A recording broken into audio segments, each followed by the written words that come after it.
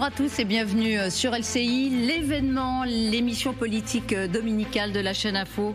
Vous êtes les bienvenus. Notre invité, Manuel Valls. Bonjour, monsieur le ministre. Bonjour. Ministre des Outre-mer, ministre d'État, ancien Premier ministre. Vous avez récemment reconnu l'échec pour trouver un consensus en Nouvelle-Calédonie. Un député Renaissance annonce une nouvelle initiative du président Macron. Êtes-vous au courant? C'est la question qu'on vous posera tout à l'heure. Mais d'abord, avec Arlette Chabot. Bonjour Arlette, bonjour. Merci d'être avec moi pour m'accompagner tout au long de cet événement. D'abord, on va parler de l'événement politique de la semaine, ce rapport sur l'entrisme républicain. Vous incarnez, vous, un républicanisme assumé depuis déjà longtemps. Ce rapport sur l'entrisme a été présenté en conférence, en Conseil de défense. Gabriel Attal, ancien Premier ministre, aujourd'hui président du parti Renaissance, répète ce matin, ce dimanche, dans Le Parisien, des propositions choc déjà formulées cette semaine, vous les voyez à l'écran, l'interdiction du voile dans l'espace public pour les mineurs de moins de 15 ans, un délit de contrainte pour les parents qui imposeraient le voile à leurs filles mineures, une deuxième loi contre l'entrisme islamiste.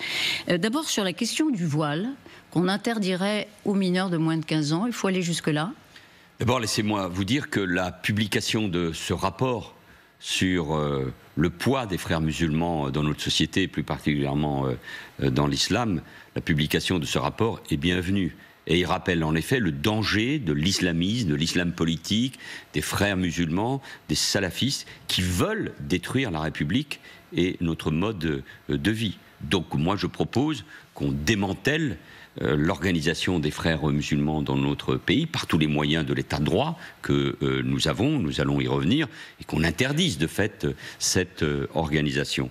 Ensuite, à partir du moment où nous considérons que cette organisation représente un vrai danger pour notre société, pour notre démocratie, pour notre mode de vie, et d'abord, il ne faut jamais l'oublier, pour nos compatriotes musulmans que nous devons protéger de cet islamisme, alors toutes les propositions sont bienvenues dans le débat public, tout doit être mis sur la table, et d'ailleurs d'une manière générale, ceux qui critiquent la profusion de ces idées ne saisissent pas, à mon sens, la gravité de l'enjeu et de la nécessité de réfléchir collectivement à des solutions innovantes. C'est ce qu'a demandé le président de la République au ministre. Donc que le débat ait lieu, c'est tout à fait logique. On va entrer dans le détail. Arlette. Alors, dissoudre les frères musulmans, c'est pas la première fois qu'on l'entend. C'est une proposition aussi du Rassemblement national. Vous vous dites détruire une idéologie qui veut nous détruire.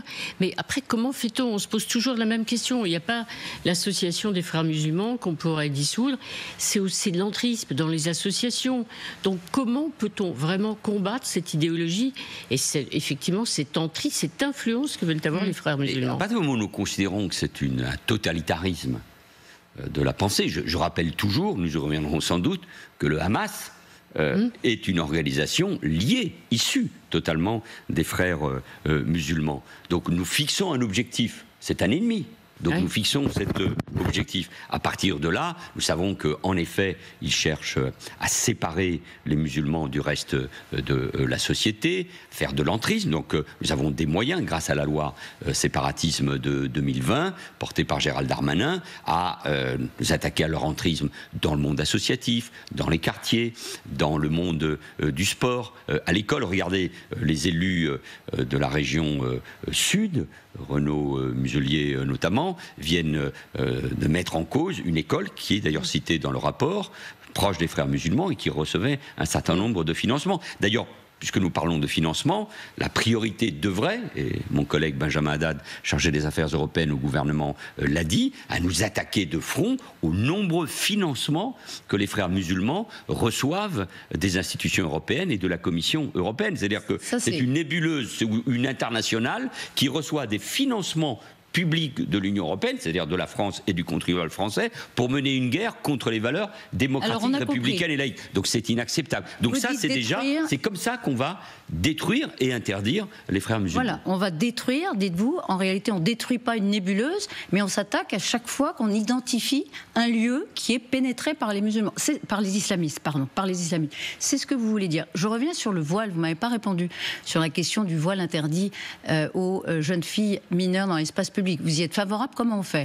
Je n'ai pas de problème sur le fond de la proposition. Je suis choqué, comme beaucoup de mes compatriotes, quand je vois de très très jeunes filles qui sont voilées et dans l'espace public. Ce ne sont pas elles qui sont en cause. C'est un système, ce sont des familles, ce sont des parents qui leur imposent cette logique. Ensuite, il faut regarder de près, nous le savons, d'un point de vue juridique et constitutionnel, ce qui peut être posé par cette proposition. Mais elle ne me choque pas. À chaque fois, d'ailleurs, qu'il y a eu dans le passé, c'est ce que dit Gabriel Attal. Est-ce que ça n'est pas choquant sur le principe d'avancer des propositions dont on sait en réalité que la mise en place sera très difficile? Oui, mais nous avons eu ce débat en 2010, pas en 2004, au moment de l'interdiction des signes religieux ostentatoires à l'école, qui marche. Et d'ailleurs, ce même Gabriel Attal, quand il était ministre de l'Éducation nationale, avait fait interdire l'abaya ou le camis à l'école, puisque à chaque fois, nous voyons bien, on utilise... Le voile n'est pas un signe religieux, de fait, aujourd'hui, en général. C'est un étendard politique brandi par l'islamisme pour imposer sa logique, et notamment sa logique concernant la place des femmes, des jeunes filles dans la société. Le débat avait déjà eu lieu quand il s'agissait d'interdire le voile intégral dans l'espace public, en 2010. C'est une loi qui avait été portée par un député, par Jean-François Copé, qui avait, qui avait invoqué l'ordre public. Et par aussi André Gérin, qui était député communiste, pour, en effet, au nom de l'idée qu'on se faisait de l'ordre public, interdire cela. Donc, je pense, moi, qu'il faut examiner toutes les propositions dans le respect, évidemment, de l'état de droit. Et en tout cas, cette proposition permet de dire que, oui, l'islamisme se sert des jeunes filles, des filles très jeunes, pour nous imposer sa logique. Donc moi, je ne suis pas gêné de débattre de ces questions. Ensuite, il faut voir la capacité. Oui, il faut trouver des décisions efficaces. Ça sera et du côté du gouvernement et du côté du Parlement de trouver les bonnes voies et gagner en matière d'efficacité. Vous avez raison. Mais le débat, nous l'avons par exemple à l'université. Je connais le débat, je le porte depuis des années. Je fais partie de ceux qui considèrent qu'il faudrait interdire les signes religieux, c'est-à-dire la transcription, la transposition de la loi de 2004 à l'école aussi à l'université, car on voit bien à l'université, on mène une guerre à la République. Bien sûr que c'est compliqué. Il n'y a pas seulement la question du voile, il y a la question des enseignements, des pressions qui sont portées sur le fond, sur la nature de l'enseignement. Donc, que ces questions-là, à l'aune du rapport, et qui dit de la manière dont on utilise les signes, dont le voile, les mots, pour victimiser les islamistes. Le mot islamophobie inventé il y a déjà des décennies pour clouer Salman Rushdie au pilori. Est-ce que vous donnez pas, pardon pour l'expression, un peu à manger à tous ceux qui dénoncent l'islamophobie en annonçant ou en prenant des dispositions compliquées à mettre en place et qui permettent aux islamistes de se victimiser? Est-ce que ça n'est pas un piège qu'ils nous tendent? C'est tout le contraire. Quand vous reprenez, comme d'autres, des propositions qui émanent d'ailleurs du Rassemblement national depuis longtemps, est-ce que vous ne tombez pas dans le piège? C'est tout le contraire. À force de dire qu'il ne faut pas stigmatiser, c'est pas le mot que vous avez utilisé, ou victimiser, je l'ai rappelé, les musulmans, on n'agit pas. L'essentiel dans cette affaire, c'est de protéger nos compatriotes musulmans. C'est eux qui sont visés d'abord par les islamistes et notamment par les frères musulmans. Non, au contraire. Les musulmans, non. C'est au contraire, c'est une manière de leur dire la République, la laïcité vous permet d'exercer pleinement votre culte. C'est la deuxième religion de France. Les paysages ont changé, notamment dans les villes. Il y a beaucoup plus de mosquées. On voit la place du Ramadan dans nos sociétés. Ils ont le droit, dans une société démocratique, républicaine, laïque, où il y a la séparation de l'État avec les églises, d'exercer pleinement leur culte. Et tant mieux. Mais ils sont eux aussi, et d'abord eux sans doute, sous l'emprise des frères musulmans, des salafistes. Donc c'est le meilleur moyen de les protéger, c'est de n'escamoter aucun débat et de demander d'ailleurs, parce qu'il y a une vraie faiblesse de ce côté-là, aux représentants de l'islam de France, c'est un vieux débat, de prendre clairement leurs responsabilités contre l'islamisme, contre la haine des juifs, contre tout ce qui aujourd'hui permet à certains Et ce sont des frères musulmans qui cherchent d'abord cet amalgame. Et de les protéger aussi de la violence à leur égard. Il y a eu évidemment ce crime abominable il y a quelques semaines. Donc il faut aussi lutter contre tout ce qui va vers la haine des musulmans. Je reviens d'un mot sur le voile à l'université. Quand les jeunes femmes sont majeures, est-ce qu'on peut leur interdire de porter le voile ? Franchement, ou pas? Parce que les petites filles de 15 ans, oui, le voile peut être imposé par les parents. Mais quand elles sont majeures, on va leur dire non? Et je connais les polémiques, la dépêche. C'est une question. Oui, je sais bien. Mais nous venons d'évoquer la question, la proposition portée par Gabriel Attal sur les jeunes filles, les très jeunes, dans l'espace public. J'évoque le débat qui existe toujours sur l'université. À partir du moment où nous considérons que le voile est un étendard politique d'une idéologie totalitaire qui veut imposer sa logique à notre société et aux musulmans de France, il va falloir prendre un certain nombre de dispositions. C'est facile? Non, nous le saurions. Peut-être faut-il réfléchir à une nouvelle loi séparatisme 2. La première donnait des outils en 2020, après le discours important du président de la République au Mureaux, des outils au ministère de l'Intérieur, à la justice, pour lutter contre le séparatisme ou l'entrisme. Moi, je pense qu'il faut un débat plus profondément politique, intellectuel, culturel, contre cette manifestation qui vise, encore une fois, à s'attaquer à ce que nous sommes, et d'abord en Europe. Vous savez que les frères musulmans sont en recul dans les sociétés musulmanes, souvent parce que des régimes qu'on va appeler relativement forts, c'est le moins qu'on puisse dire, aux Émirats, en Égypte, en Arabie Saoudite, luttent contre les frères musulmans. Ils se sont tournés vers l'Europe, là où il y a des millions et des millions de citoyens de confession ou de culture musulmane. Donc c'est là où la bataille frontale se mène. Manuel, et moi je suis convaincu... Justement, nous sommes en démocratie et pas dans un pays fort. On comprend l'enjeu de protéger des jeunes filles contre une forme d'emprise religieuse imposée par les parents. Mais dès lors, effectivement, qu'on est majeur, quel est l'argument que vous pouvez utiliser, mettre en avant pour faire passer une loi qui, à l'université, empêcherait le voile? À l'université ou dans l'espace public pour les jeunes filles. Encore une fois, je ne méconnais pas les difficultés. Mais vous dites, il faut... de toute façon, nous ne pouvons pas céder. Les Français en ont assez de l'impuissance politique et publique à l'égard de ces phénomènes. Beaucoup a été fait. Des lois qui avaient été contestées, 2004, 2010, la loi sur le séparatisme, on a entendu des choses terribles sur ces lois. Elles existent, il faut déjà évidemment les appliquer concernant les associations, le sport, l'école. Mais je crois que dans la bataille qu'on nous mène, que l'on ne peut pas depuis des années inviter à juste titre, entendre Keppel, Micheron, Sifaoui, Caroline Fourest et bien d'autres sur ces sujets qui connaissent parfaitement ces éléments-là, et ne pas considérer que nous devons, avec un rapport qui était classifié, qui maintenant est dans l'espace public, que nous ne pourrions pas agir. Donc, que chacun mette les propositions sur la table. J'étais suffisamment isolé il y a quelques années sur ces questions pour ne pas, je mets des guillemets, me réjouir qu'enfin ce débat vienne pleinement et qu'il nous invite à faire des propositions qui doivent être respectueuses, je le répète encore, de la démocratie, de l'état de droit et de l'ordre. Justement, Gabriel Attal regrette, Arlette, que de ne pas s'être réveillé un peu plus tôt, que son parti ne se soit pas saisi de ces sujets un peu plus tôt. Il y a une prise de conscience. Vous dites, oui, il y a eu des lois. Emmanuel Macron, la loi sur le séparatisme, mais on a reproché au président d'avoir attendu en 2021, 2017, 2021, la loi sur le séparatisme. Donc au fond, dans ce camp, ça bouge, mais c'est très très long. Oui, mais c'est des divisions qui ont miné la gauche sur ce sujet. J'en sais quelque chose.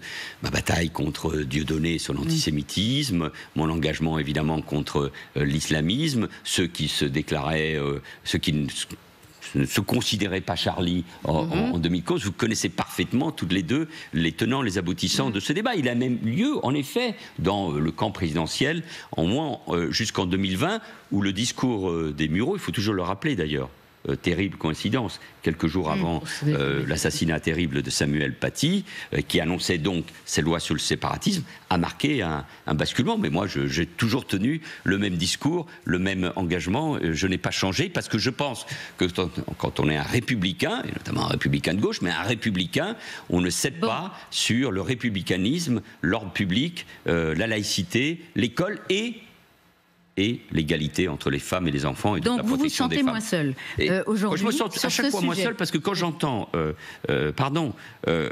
Jafar Panahi, qui a reçu hier la Palme d'Or et qui a subi la prison des mollahs, et dire qu'il faut soutenir ces femmes qui ne veulent pas que l'on impose le voile, et qu'il y ait des gens dans notre démocratie qui, oubliant le combat des femmes afghanes ou iraniennes, nous expliquent que le voile c'est un élément de la démocratie et que le débat, comme le fait Mélenchon d'aujourd'hui, c'est de l'islamophobie. On voit bien qu'on est dans quelque chose qui est totalement absurde, où moi je défends la même ligne républicaine et le soutien aux femmes. Cette fois-ci, l'islamophobie franchit un seuil, ça suffit, vous allez détruire notre pays, justement, dit Jean-Luc Mélenchon à l'apparition du rapport la semaine dernière. Oui, mais il est cohérent. Rien neuf. Il est cohérent comme vous. Il est cohérent, oui. Non, lui. Pas sur la même ligne. Hein, non, mais... Lui a véritablement changé, parce que je l'ai connu très républicain et très laïque, mais c'est vrai qu'il y a très longtemps. Non, lui, il est logique, puisque la France insoumise a décidé d'avoir un objectif. Et de passer au fond, de fait, comme l'ont fait à un moment une partie des travaillistes britanniques, un accord avec l'islam politique, oui, pour un but électoral. Un accord écrit, un accord... Un accord de fait, on le voit bien, par les discours, oui, c'est évident, dans lequel on mélange, on utilise le mot islamophobie, on explique que l'antisionisme est tout à fait logique, et on va chercher ce vote, oui, mais ça c'est une logique, oui. C'est une cohérence, c'est pas la mienne, elle est contraire d'ailleurs aux valeurs républicaines. On parlait d'Emmanuel Macron qui, selon Gabriel Attal, a tardé à se réveiller, et puis cette semaine, dans la foulée du rapport, on attendait des mesures et puis rien. Il n'y a pas de mesure. Est-ce qu'il y a encore une crainte, effectivement, de stigmatiser les musulmans, de laisser entendre que tous les musulmans sont proches des frères musulmans, qu'ils sont près de l'islamisme? Est-ce que c'est ça que redoute toujours, au fond, le président de la République? Je ne sais pas, je n'étais pas au Conseil de défense. Vous savez ce qu'il y a dans cette lettre? Vous saviez qu'il y a des annonces. Il a proposé, il a demandé au gouvernement de faire un certain nombre de propositions. J'ai cru comprendre que Bruno Retailleau, mon collègue ministre de l'Intérieur, a beaucoup travaillé sur ces mesures et qu'il ne va pas manquer de les présenter. Bon, donc, mais pourquoi elles sont différées, pardon, Monsieur le ministre? C'est le travail du gouvernement, pardon, je n'étais pas à cette mais est-ce qu'on peut imaginer que la main tremble pour un président qui craint des réactions dans la communauté musulmane? Je ne crois pas, je ne le pense pas, et surtout je ne l'espère pas, mais je ne crois pas, parce que je le répète, c'est tout le contraire. C'est-à-dire que tout signe de faiblesse est interprété par ces organisations comme une possibilité de continuer à séparer, à faire de l'entrisme et à briser le pacte républicain et social. Donc il ne peut y avoir aucune faiblesse. Ce qui se joue en France et en Europe, écoutez, regardez ce qui s'est passé. La faiblesse des Britanniques, sur David Cameron, qui avait imaginé, au fond, des mesures très puissantes après la publication d'un rapport de même type. Regardez ce qui se passe en Belgique. Regardez déjà ce qui se passe chez nous, avec des quartiers où on voit bien cette pression de l'islamisme politique, de l'islam politique, des frères musulmans. Ça nous oblige à continuer à réagir. Moi, je fais partie de ceux qui pensent que, sous les différents quinquennats déjà depuis une bonne vingtaine d'années, beaucoup de mesures ont été prises et que nous sommes sans doute le peuple, la nation, qui a le plus conscience de cette réalité. Donc, défendre la République, défendre l'école, défendre les femmes et les filles, défendre notre espace public, oui, c'est un beau combat républicain, et c'est un combat qui devrait rassembler, comme le sont les Français à travers les différentes enquêtes d'opinion, toutes les forces politiques. À propos de faiblesse, Emmanuel Macron a fait une annonce pour le mois de juin, Arlette. Oui, une annonce. À propos de faiblesse, pardon, si c'en est une, on voudrait votre avis.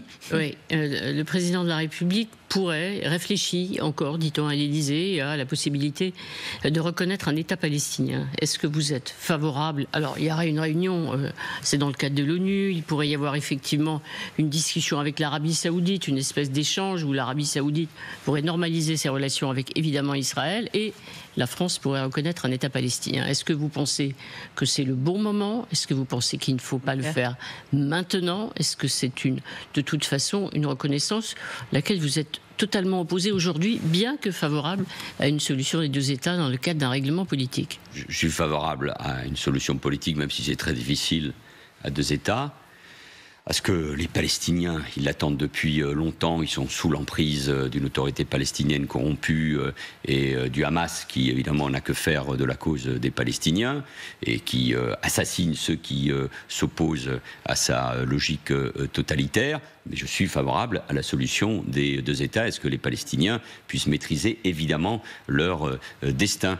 La reconnaissance d'un État palestinien sans que ça soit une reconnaissance mutuelle d'un certain nombre de pays arabes vis-à-vis d'Israël, je pense notamment à l'Arabie saoudite, sans qu'il y ait des conditions, c'est-à-dire la démilitarisation de Gaza, la fin du Hamas, le renouveau de l'autorité palestinienne, la fin du discours de haine vis-à-vis des Juifs et d'Israël dans les manuels scolaires de Cisjordanie ou de Gaza, apparaîtrait, de mon point de vue, mais ces conditions ont été rappelées souvent par le président de la République et par le ministre des Affaires étrangères, apparaîtraient de mon point de vue comme une victoire du Hamas et de ce qui s'est passé le 7 octobre 2023. S'il n'y a pas une reconnaissance de l'Arabie saoudite d'Israël, et d'ailleurs c'est ce qu'Emmanuel Macron avait dit, il faut que ce soit concomitant. Dans ce cas-là... Je rappelle que c'est à l'initiative de l'Arabie saoudite et de la France qu'il y a une conférence dans le cadre des Nations Unies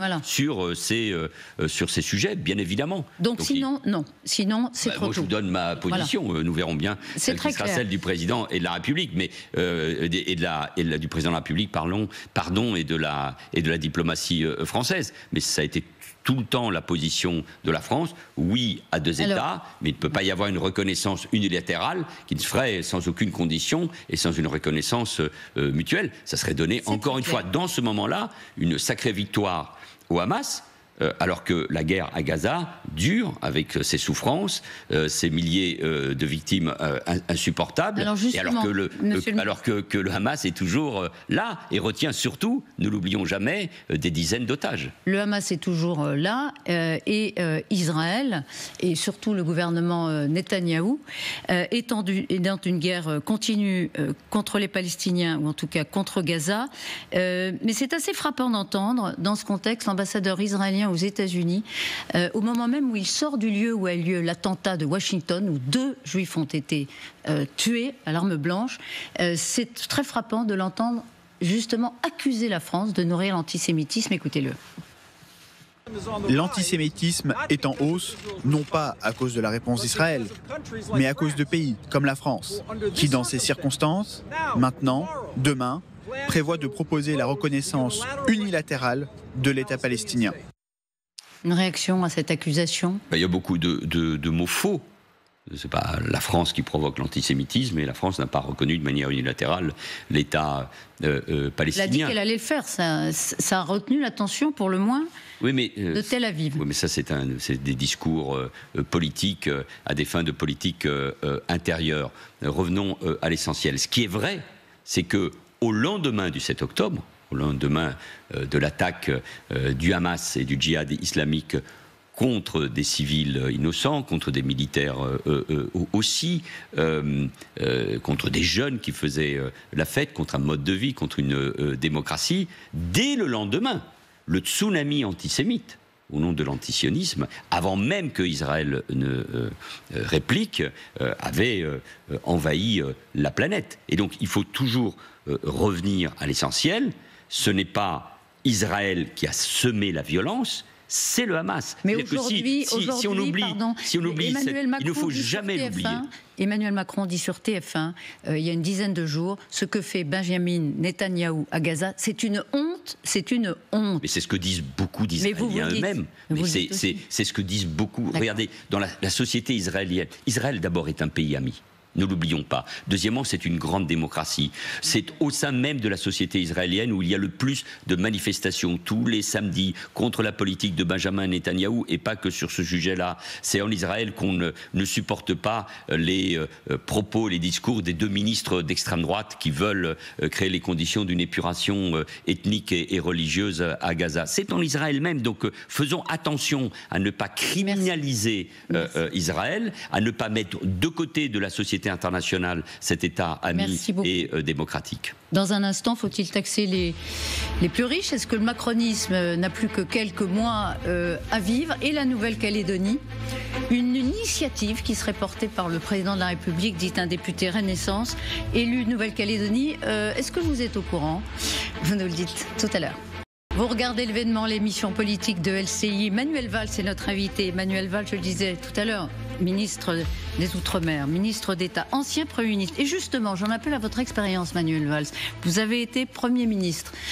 François Hollande était président. Vous avez l'expérience de cette vie de couple riche, on va dire. Mais quel mot vous choisiriez aujourd'hui pour qualifier le couple Emmanuel Macron-François Bayrou? Je crois qu'il est assez cohérent, puisque François Bayrou a joué un rôle important en 2017 dans l'élection d'Emmanuel Macron et dans l'idée du dépassement politique. Mais il est vrai que nous sommes aussi dans une situation très différente de celle que j'ai connue. Je n'oserais dire impossible, et François Bayrou le dit souvent en souriant, c'est pour cela que nous sommes là, parce qu'elle est impossible, liée notamment aux effets de la dissolution. Mais face aux crises, la guerre en Ukraine, qu'il ne faut jamais oublier, la guerre contre la démocratie et l'Europe que mène Vladimir Poutine, dans le chaos instauré notamment dans les relations commerciales par l'administration Trump, avec nos propres enjeux, je pense à la question des finances publiques, il n'y a pas d'autre choix que de la stabilité, de l'unité, de l'action, de l'immobilisme, de la responsabilité. Vous savez, la loi de finances, la loi de financement de la sécurité sociale, la loi pour lutter contre le narcotrafic, deux lois pour refonder et reconstruire Mayotte que je porte, la loi qui va être votée mardi à l'Assemblée nationale sur un débat douloureux, difficile, compliqué sur la fin de vie, l'action qui a été celle de François Bayrou cherchant à trouver une voie d'apaisement à propos du conflit des taxis. Non, nous agissons, c'est difficile, il y a beaucoup de bruit, il y a beaucoup d'instabilité, mais il n'y a pas d'autre choix que de gouverner et d'avancer. On ne va pas attendre 2 ans, et c'est ce que souhaitent les Français, c'est l'action. On se demande quand même si la cohabitation au sein de ceux qui sont censés soutenir tout le gouvernement ne va pas devenir un tout petit peu compliqué, parce qu'on parlait tout à l'heure des propositions de Gabriel Attal. Alors lui, il vise aujourd'hui Bruno Retailleau, les Républicains. Il dénonce un Bruno Retailleau conservateur sur les sujets de société. Par exemple, il dit que les LR ne sont plus vraiment européens. Avec les propositions qu'on a évoquées du même Gabriel Attal, on a aujourd'hui les protestations de Marc Fesneau, le fidèle de François Bayrou, qui dit c'est pas ça le macronisme. Là, on est loin de nos idées de 2017. Et alors, j'arrête là parce qu'on pourrait continuer comme ça. Ça tire de tous les côtés. Mais vous allez continuer à vivre ensemble comme ça combien de temps? Il n'y a pas le choix. C'est pour ça que d'abord il faut se calmer. L'heure n'est pas aux égaux. Et l'heure, d'une manière générale, devrait et doit être au sursaut collectif. La situation actuelle de coalition est-elle satisfaisante? Non. Parce que d'une certaine manière, elle a été subie par la dissolution, par le fait qu'il n'y a aucune majorité à l'Assemblée nationale, par la motion de censure qui a fait tomber le gouvernement de Michel Barnier. Elle n'a pas été anticipée, elle n'est véritablement pas sur un programme, nous le savons. Mais si on a un peu d'expérience et si on regarde l'avenir, et si on se dit, est-ce qu'un candidat républicain, comme je l'appelle de mes voeux pour 2007, pourra-t-il gagner tout seul, en gouvernant avec une majorité absolue? Est-ce qu'on est revenu...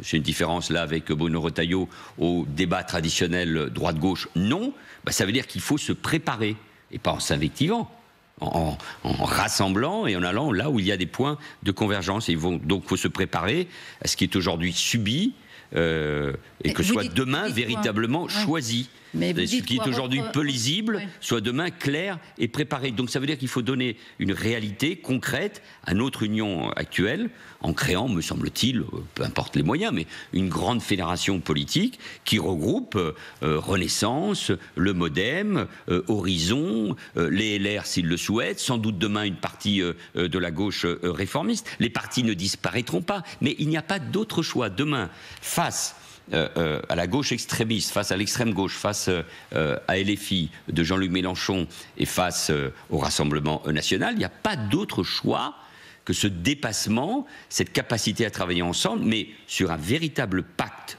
de quinquennat, sur un pacte législatif écrit sur des mesures qu'on présente aux Français et qui sont négociées, mais aussi avec les partenaires sociaux. Regardez, il y a une très grande attente aujourd'hui du conclave entre le patronat et les syndicats réformistes, et notamment la CFDT, sur la question des retraites. Bon, donc, ça veut dire que sur toutes ces questions-là, nous n'avons pas d'autre choix que d'avancer ensemble. Si nous considérons que nous sommes européens, républicains, que nous défendons l'état de droit, que nous croyons en l'économie de marché, mais aussi en la justice sociale, ça rassemble beaucoup de monde. Donc, plutôt que de marquer les différences et de s'invectiver, de préparer déjà la prochaine échéance, préparons en effet cette échéance, mais sur la base d'un rassemblement et d'un véritable programme de gouvernement, un véritable pacte qui soit présenté aux Français. Ne faisons pas croire aux Français que l'un ou l'autre va gagner tout seul, qu'il aura la majorité absolue et qu'il pourra gouverner seul pendant 5 ans.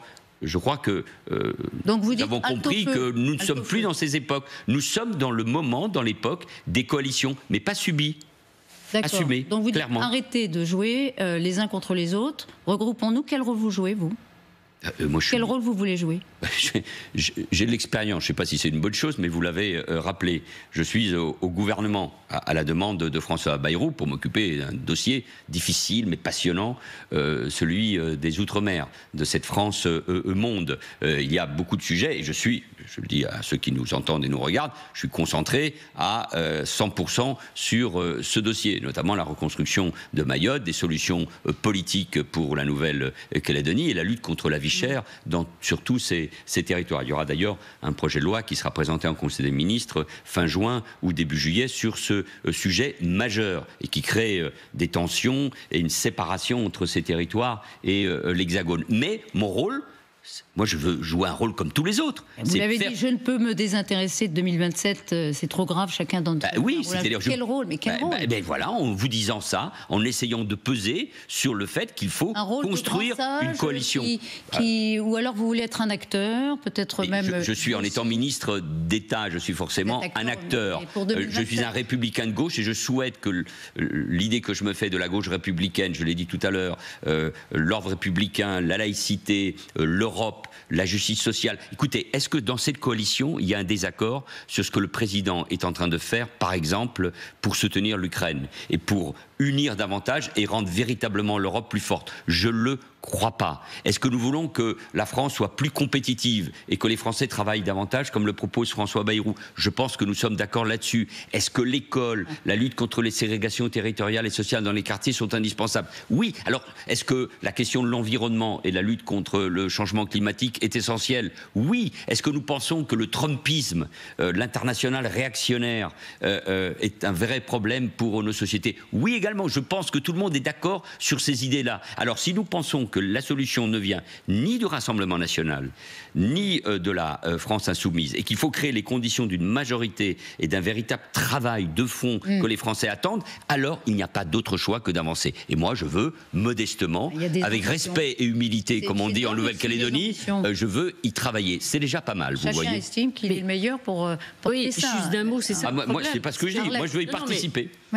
Si vous dites effectivement, il faut se rassembler, on est d'accord sur l'essentiel, il faut travailler au fond sur des grands objectifs, il faut une personne pour porter le projet, parce que s'il y a la bagarre qui continue comme elle commence aujourd'hui, et s'il y a plusieurs candidats, il n'y aura pas de deuxième tour pour ce grand rassemblement et un représentant de cette coalition. C'est pour ça qu'il faut, candidat. Il faut privilégier la fédération avant toute idée. Ça, c'est l'organisation. La fédération. Et les idées. Les idées et le projet, c'est important. Évidemment, tout le monde dit oui, c'est important, mais après. Et ensuite, écoutez, les enquêtes d'opinion, la volonté des uns et des autres, les leaderships imposeront un homme et une femme, mais avec une vision stratégique. Être présent au second tour. Parce que si c'est la division des idées, s'il n'y a pas une organisation commune et s'il y a des candidatures tous azimuts, nous n'y arriverons pas. Mais moi, je crois qu'il y aura de la responsabilité parmi tous ceux qui aujourd'hui peuvent être candidats, qu'il y aura de la responsabilité pour s'imposer. Il faut une primaire pour les départager. Mais moi, je pense qu'il faut... Une primaire, comment et dans quelles conditions? Vous y avez mauvais souvenirs de primaire? J'ai des bons et des mauvais souvenirs. Et chacun peut en avoir des bons et des mauvais. Non, je pense qu'il y aura des logiques qui s'imposeront. Mais s'il n'y a pas la méthode... La logique des sondages? Ça peut être la logique des sondages, des rapports de force qui existent, de l'envie que chacun manifeste, bien évidemment, de ce qui se passe dans notre société. 2 ans, c'est très long. Mais je suis convaincu que la méthode sur le fond, bien évidemment, mais sur l'organisation également, sera tout à fait essentiel. Et c'est ça qui doit s'imposer avant que de chercher à nous diviser et à chercher toutes les différentes... Moi, je n'ai aucun problème, je vais vous dire, à travailler avec Bruno Retailleau, avec Elisabeth Borne, avec François Rebsamen, avec Éric Lombard. Je ne vais pas citer tout le gouvernement. Et c'est la force, me semble-t-il, c'est pas assez reconnu, du Premier ministre de François Bayrou, de conduire, d'animer cette équipe et de passer les étapes après les étapes. Alors, Au fond, c'est cette idée de dépassement qui a été portée par Emmanuel Macron et beaucoup portée depuis longtemps par François Bayrou, qui est là. Il n'y en a pas d'autre. Le clivage droite-gauche ne reviendra pas. C'est ce que vous pensez ce matin? Dans ces termes, oui, et depuis déjà... Pardon, alors, et depuis quelques années, je le pensais déjà en 2015, en 2016, en 2017. C'est Emmanuel Macron qui l'a fait. Eh oui, c'est comme ça, mais comme quoi, il faut peut-être écouter mes idées et les mettre en œuvre. Parfois, ça peut marcher. Les épreuves à venir, très vite, parce qu'on voudrait quand même parler de la Nouvelle-Calédonie rapidement, mais le budget, c'est l'épreuve majeure qu'attend le gouvernement. Oui, alors il y a eu alerte du FMI à nouveau jeudi dernier. Il faudra prendre des décisions difficiles pour respecter l'objectif des 3% 2029. Vous dites justice fiscale et justice sociale. Alors on se dit, tiens, Manuel Valls, c'est peut-être finalement pas hostile à le maintien d'un prélèvement, par exemple, obligatoire, supplémentaire pour les entreprises. Dans ce moment-là où nous réclamons aux Français des efforts depuis longtemps, de travailler davantage, c'est ce que rappelait le Premier ministre, c'est un élément fondamental de la compétitivité, où la France continue. Choose France, le sommet à Versailles il y a quelques jours, le démontrait, à être le pays qui reçoit le plus d'investissements étrangers, donc tout n'est pas non plus négatif. Mais dans un moment d'incertitude, notamment sur le plan économique et financier, oui, le budget va être un moment difficile, mais pour qu'il soit accepté par les Français, que ce soit sur les retraites ou sur la fiscalité, ou sur le financement de la protection sociale. Je ne vais pas participer au concours Lépine sur ce sujet-là, mais par exemple, moi j'ai toujours été un ardent avocat de la TVA sociale, qui a été défendue aussi bien et à gauche et à droite depuis des années. Bref, il y a suffisamment d'outils qui sont sur la table pour permettre, oui, de passer le budget. Parce que imaginez que le budget ne passe pas ou qu'il y ait une motion de censure à cette occasion, dans la situation économique et financière globale, mondiale que nous connaissons, serait dramatique pour notre pays. On taxe les riches, les entreprises, les grandes entreprises. Je pense que, peuvent, encore une fois. Vous connaissez, je ne veux pas être dans la langue de bois, il faut à la fois préserver notre compétitivité, mais personne ne comprendrait que les plus fortunés et les grandes fortunes et les grandes entreprises ne participent pas de cet effort. Et chacun doit y participer. Engagé à ne pas le faire, deuxième fois. Hein. Oui, mais il y a des éléments donc qui existaient déjà dans le budget précédent. Et puisqu'on est dans le débat, il faut que chacun participe, évidemment, à cet effort national. Sans remettre en cause la compétitivité, bien évidemment. Mais on ne va pas faire payer les classes moyennes une nouvelle fois. Et puis, il y a le financement de la protection sociale. On voit bien que tout le débat qu'il y a autour des taxis est lié aussi aux mesures qui sont prises pour réduire les dépenses de santé. Donc on sait qu'il faut réduire les dépenses de protection sociale et de santé. Mais comment on le fait? Si on taxe par exemple de nouveau la consommation, il faut que d'autres participent de l'effort. C'est ça. Ça, la taxe sur la consommation, c'est-à-dire une TVA sociale qu'a évoqué Emmanuel Macron sur TF1 sans dire d'ailleurs le mot. Il faut y réfléchir très vite. Oui, et puis regardez, il y a des groupes au Sénat ou à l'Assemblée nationale qui le proposent depuis des années. Enfin, en tout cas, c'est dans le débat et je vois mal comment on peut empêcher les uns et les autres de réfléchir, même si évidemment, moi je suis très solidaire des choix qui sont faits par le gouvernement et de la solidarité gouvernementale et du travail mené par Éric Lombard ou Amélie de Montchalin ou les ministres en charge du pôle social et santé. Donc tout le monde doit faire des efforts, les plus riches, une nouvelle taxe...